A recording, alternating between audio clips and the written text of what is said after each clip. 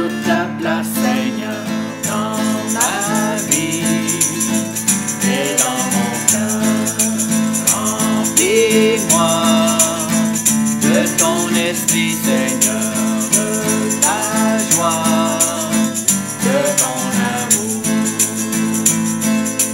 Que mes yeux se tournent vers toi, dès le lever du jour.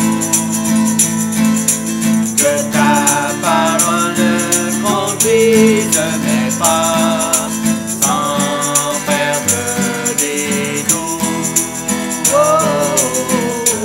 Aujourd'hui, prends toute la place, Seigneur, dans ma vie et dans mon cœur. Remplis-moi de ton esprit, Seigneur, de ta joie, de ton amour. Amen. Aujourd'hui, on est content encore une fois d'être avec vous. Allô? Vous allez, au moment où vous allez écouter ça, ben vous allez, on va changer de mois, le 1er mai. Pour nous, on est une journée d'avance, mais en tout cas, on vous exhorte à chanter avec nous. Oui, le Seigneur avec nous. Oui, c'est ça. Parce que même si on est au loin, on peut se sentir proche quand on est ensemble dans la louange. Oui, amen. Bonne louange à tous. Toi qui m'as donné la vie.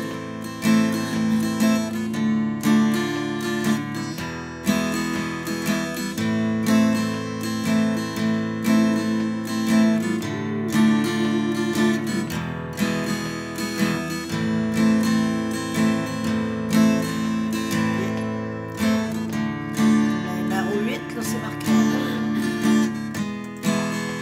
Souffle de vie, non? Ah oui.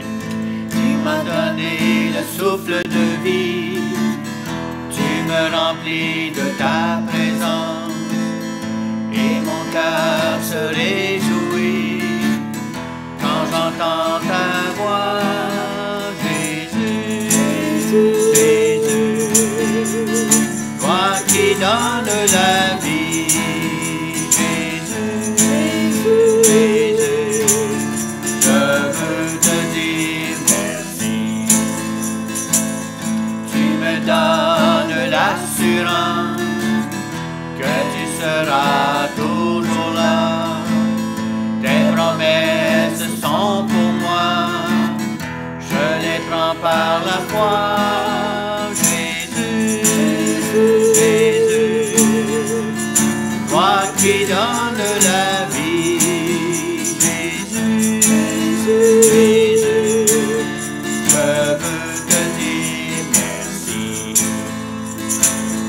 Ta parole est une lampe à mes pieds, une lumière sur mon sentier, animée par ton esprit, elle me fortifie. Jésus, Jésus, toi qui donnes la vie, Jésus, Jésus, je veux te dire merci.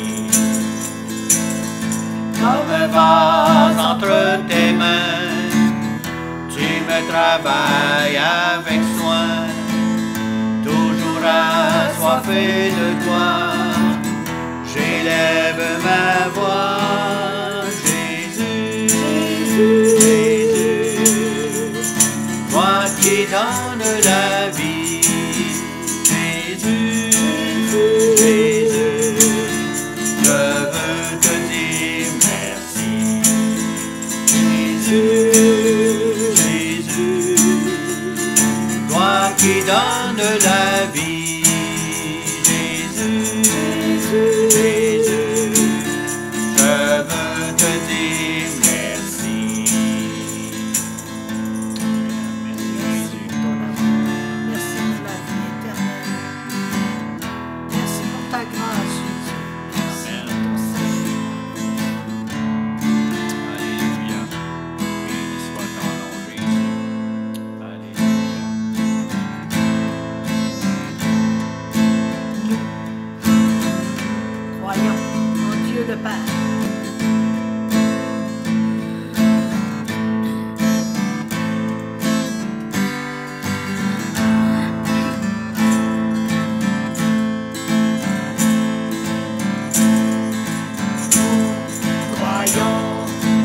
Dieu le Père créateur de l'univers, et en Christ, son Fils unique, né de Dieu par l'Esprit Saint.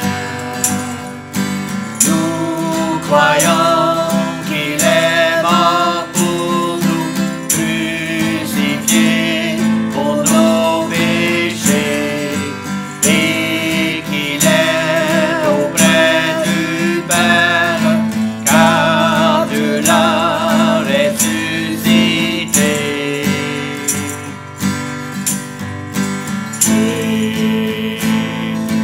Roi des rois, Roi des rois,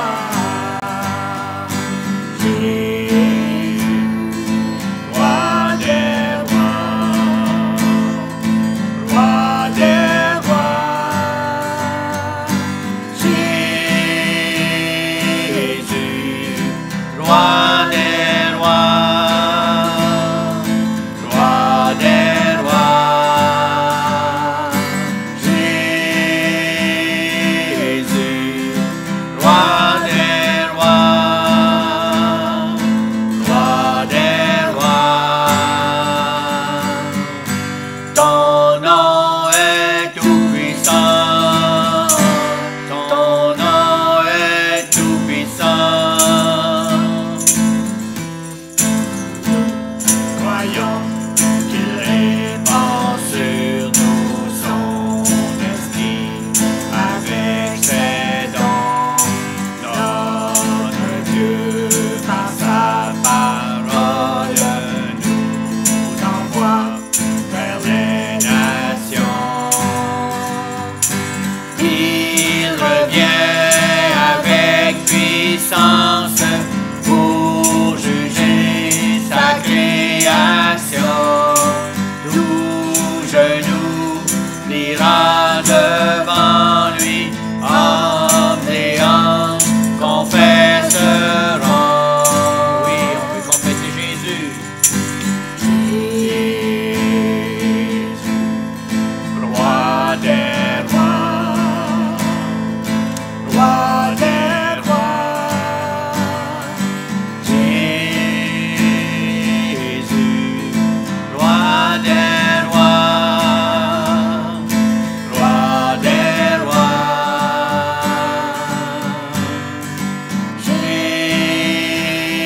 Jésus, Roi des rois, Roi des rois. Ton nom est tout puissant, ton nom est tout puissant, ton nom est tout puissant. Amen, alléluia. Ça me fait penser quand on allait à la marche pour Jésus à Montréal, ce chant-là. C'était vraiment spécial ces temps-là, hein? Gloire à Dieu. On marchait pour Jésus dans les rues de Montréal, devant l'adversité, mais Jésus est avec nous, le Seigneur est avec nous, il nous accompagnait dans cette marche. Des bons temps. Amen. Il est précieux. Regarde avant tu l'as pour moi. Je pense que oui, tu es précieux, oui. Je compare à toi. Je t'aime de tout mon cœur, Jésus.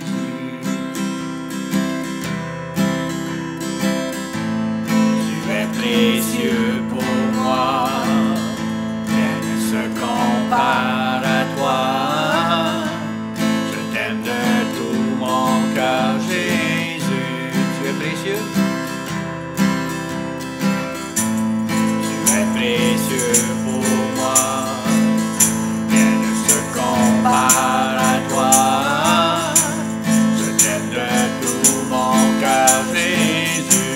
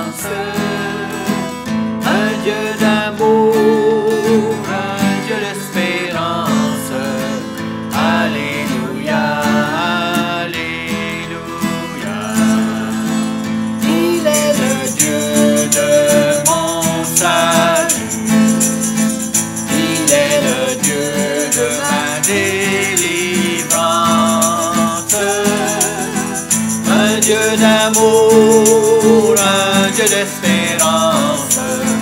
Alléluia, Alléluia. Oh, Alléluia, oh, Alléluia, Alléluia. Gloire à Dieu. Oh, Alléluia, oh, Alléluia, Alléluia. Gloire à Dieu. Honneur et gloire, Honneur et gloire à Jésus, le Seigneur des Seigneurs. Honneur et gloire, honneur et gloire à Jésus, le Seigneur de ma vie. gloire à Jésus, Gloire à Jésus, gloire à son nom. gloire à son nom. Il est digne d'être loué. Gloire à Jésus, Gloire à Jésus, gloire à son nom. gloire à son nom. Il est digne d'être exalté.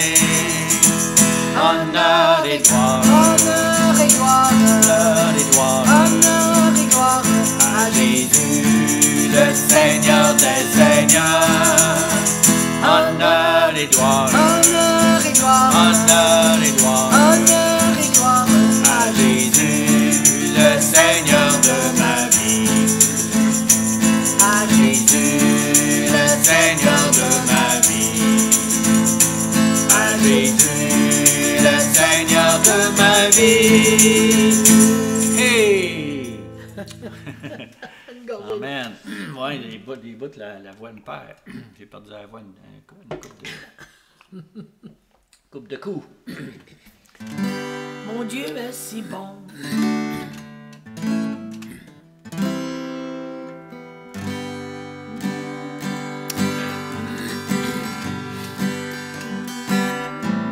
Alléluia. Un Dieu plein d'amour. Alléluia. Chant de reconnaissance. Mon Dieu est si bon, il prend bien soin de moi. Attends, on va le monter d'une. On va le monter d'une.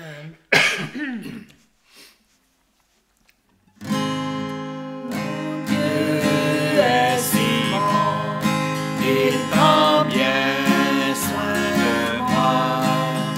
Ce Dieu plein d'amour, c'est Dieu qui pense à toi. Il voudrait t'aider dans tes difficultés. Ne tarde pas, viens à lui tel que tu es. Dieu sait si bien ce qui te semble lourd, qui te fait mal, te trouble chaque jour. Il connaît tes chagrins, ta part du lendemain. Il veut que tout concourt à notre bien. Tu le montes dans une tonalité bio? Peut-être. Encore. Ouais, ah, notre bio. Ah, ouais, on est chez nous, là. Il vit à jamais. Il vit à jamais. C'est un Dieu très puissant. Il te répondra. Viens à lui simplement. Quand tout semble noir, triste et désespéré, sais-tu que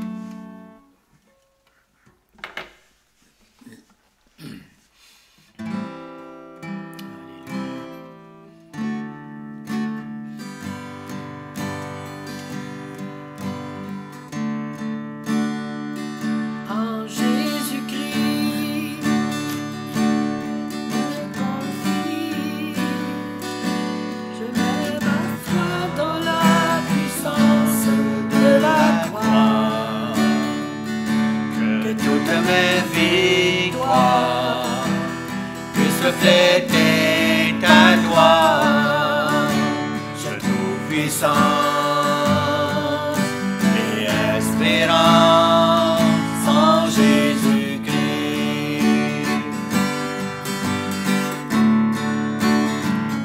En Jésus-Christ, je me confie, je mets ma foi dans la puissance de la croix, que toutes mes victoires puissent refléter ta gloire, je trouve puissance et espérance en Jésus-Christ.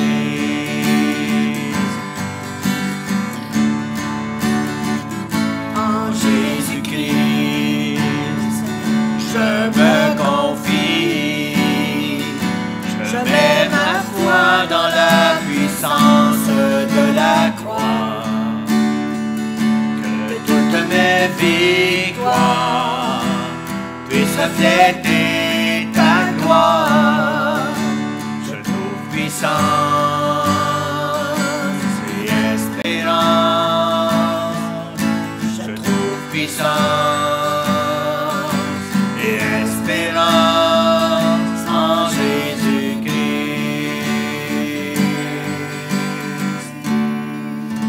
Amen. Tout est en toi, Seigneur. Toutes nos vies t'appartiennent. La gloire Alléluia. Gloire à toi.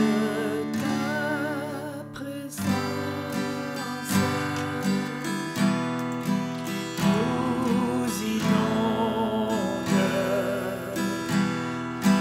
De puissance,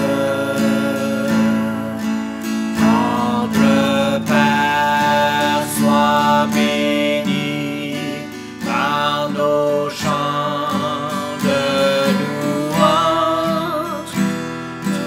Tu nous combles, ô notre Dieu, et ta gloire remplit ce lieu. Oh, la gloire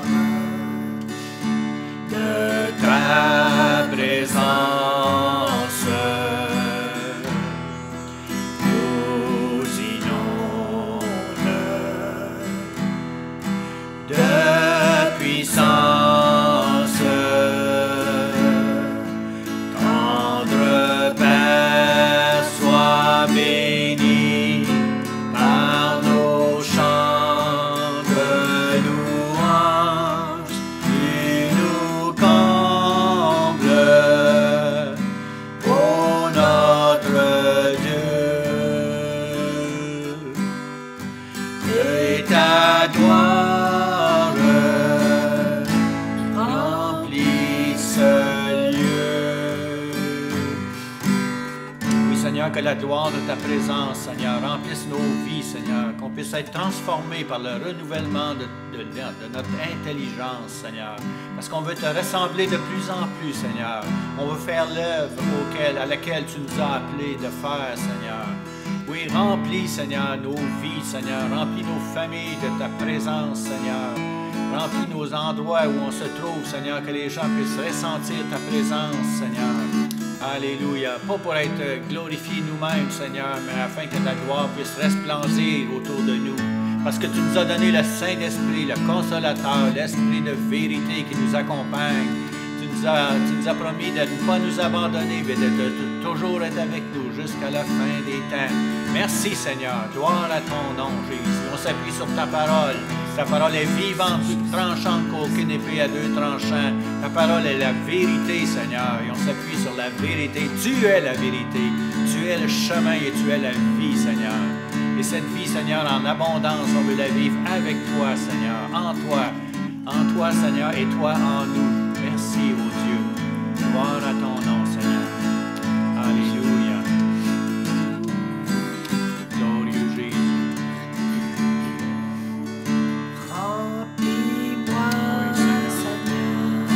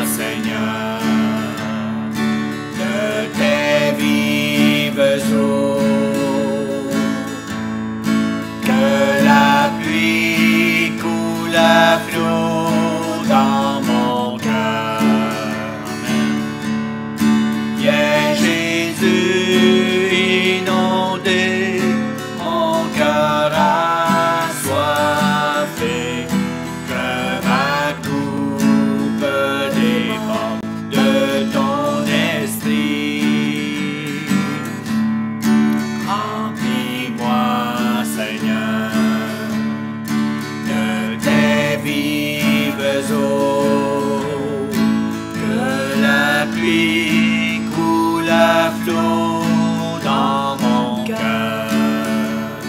C'est notre prière, Seigneur. C'est Jésus inondé, mon cœur assoiffé, que ma coupe déborde de ton esprit. Viens Jésus, Viens Jésus inondé, mon cœur assoiffé, que ma coupe déborde de ton esprit. Seigneur, remplis-nous, Seigneur. Oui, Seigneur. Alléluia. Merci pour tous tes Plus de toi, bienfaits. Seigneur. Merci pour ton Saint-Esprit. Oui. Parle-nous au cours de cette journée, Seigneur. Amen. Qu'on soit à l'écoute de ta voix. Amen. Oui, merci Jésus. Gloire à ton nom, Seigneur. Amen. Quel bon temps de louange qu'on a eu ensemble. On est content de ces moments qu'on prend ensemble, tous les deux, mais avec vous aussi. Là, on vous fait participer. On espère que vous participez. Fait que, continuez de transporter la présence de Dieu avec vous. Oui. Parce que vous la transportez d'ailleurs, mais qu'elle puisse se manifester à travers vous aujourd'hui. Peut-être pour imposer les mains sur quelqu'un, en tout cas, peut-être de loin, à ce temps-là. Mais priez pour une personne à 2 mètres de distance. Mais, Priez pour vos voisins. Bien non, Priez votre conjoint, conjointe, compagne de vie, compagnon de vie. Ça fait que, parce qu'on reste ensemble, nous autres, on peut s'approcher un petit peu plus. Ça fait que, en tout cas, bonne journée, puis on vous salue bien, puis on se retrouve comme d'habitude demain, puis on vous laisse avec les actes des apôtres. On était rendus, on avait fait les 4 évangiles, puis là on est rendu aux actes des apôtres. Je ne sais pas si à un moment donné on va s'en aller dans l'Ancien Testament, on verra. Mais je trouvais important que les actes des apôtres, en fait, c'est on devrait dire les actions ou les actes du Saint-Esprit à travers les apôtres et à travers vous aussi, à travers nous aussi. Le Saint-Esprit veut continuer d'agir. Hein? Ce n'est pas quelque chose de terminé, ce n'est pas des livres d'histoire, mais l'histoire, ça continue. Aujourd'hui, puis le livre des actes, il se continue aussi à travers l'Église de Jésus-Christ. Fait que, on vous laisse là-dessus. Puis Passez une belle journée. Oui. Dieu vous garde. Et aussi, n'oubliez pas que la joie du Seigneur est ma force. Oui, amen. Amen. C'est pas ça. Le livre des Actes est le 2e volet des 2 volumes réunis en une œuvre, que nous appelons aujourd'hui Luc et Actes. Ils ont été écrits par le même auteur, Luc, compagnon de voyage de Paul.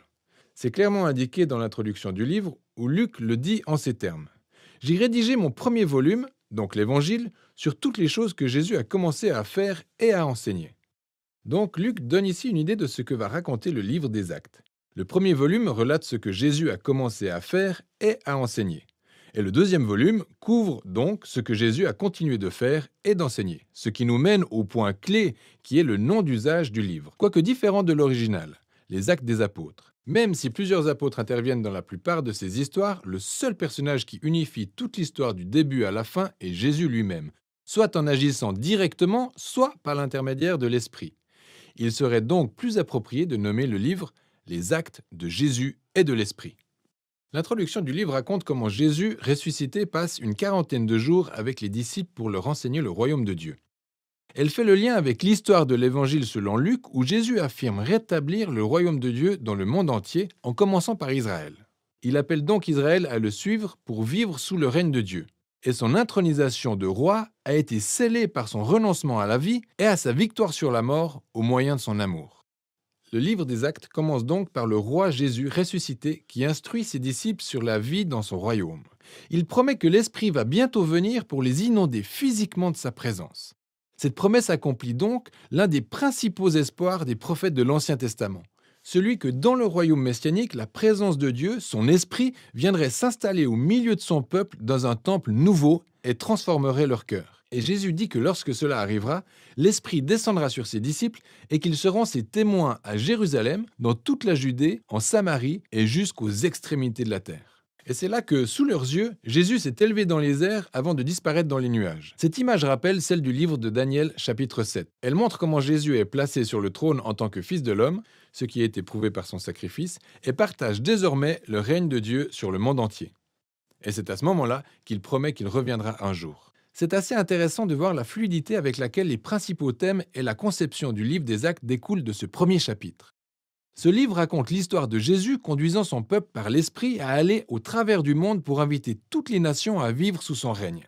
Et donc l'histoire commence par la diffusion de ce message à Jérusalem, puis dans les régions voisines de la Judée et de la Samarie, pleines de personnes non juives.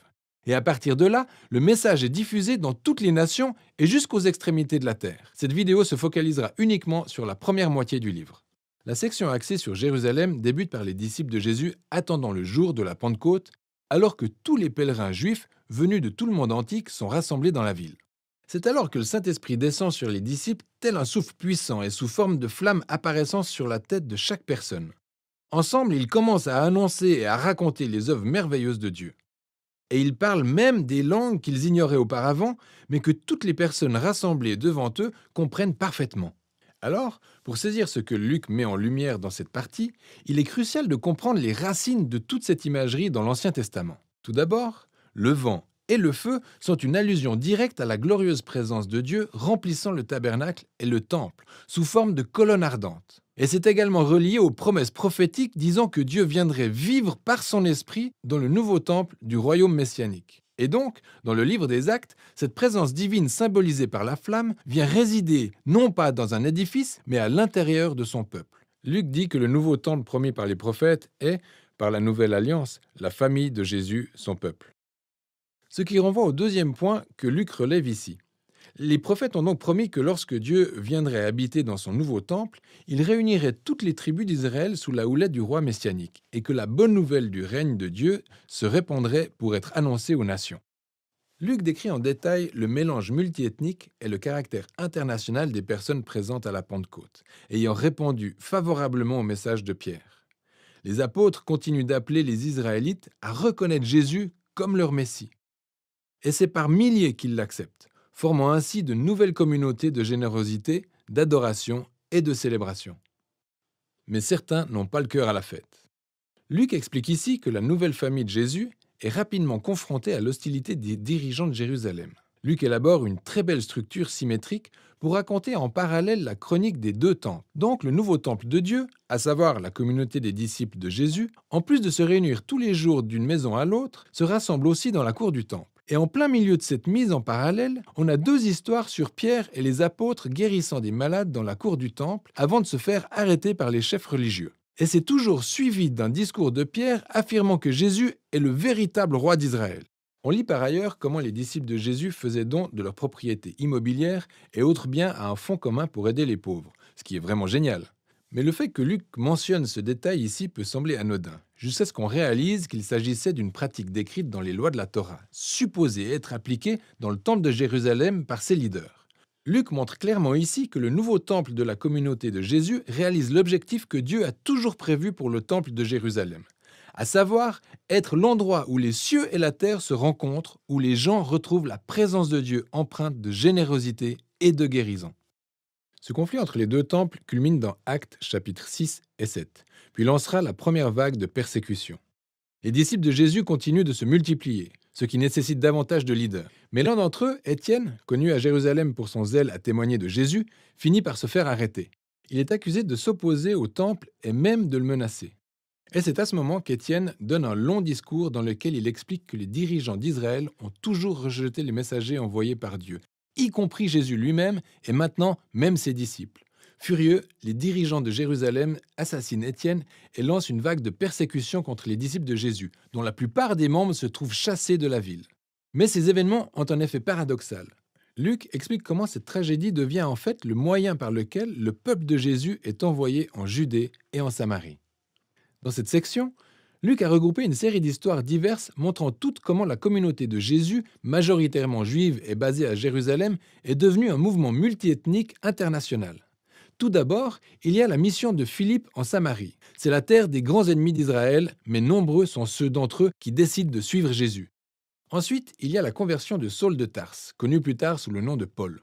Il était l'ennemi juré et persécuteur des disciples de Jésus jusqu'à sa rencontre personnelle avec Jésus ressuscité, suite à quoi il deviendra un ardent défenseur du message de Jésus. Il y a ensuite l'histoire de Pierre, qui a une vision montrant que Dieu ne considère pas les personnes non juives comme rituellement impures ou indignes de rejoindre la famille de Jésus. Donc Pierre est conduit par l'Esprit dans la maison d'un soldat romain où se trouvent de nombreuses personnes non juives qui reçoivent toute la bonne nouvelle de Jésus avec joie. En fait, l'Esprit descend puissamment sur eux, tout comme il l'a fait avec les disciples juifs au chapitre 2. Tous ces faits isolés contribuent ensemble à la fondation de l'église d'Antioche, la ville la plus importante et la plus cosmopolite de cette partie de l'Empire romain. Et Luc souligne que Barnabas, un leader juif de l'église de Jérusalem, est parti avec Paul pour aider à diriger la communauté de cette église. Elle est ainsi devenue la première grande église multiethnique de l'histoire. Et c'est dans cette église que les disciples de Jésus furent appelés chrétiens pour la première fois, puis à partir d'elle aussi que les premiers missionnaires internationaux furent envoyés. Nous voyons donc la commission de Jésus prendre progressivement forme, ce qui nous plonge dans le reste de l'histoire de Luc. Mais pour l'instant, c'est tout pour la première moitié du livre des Actes.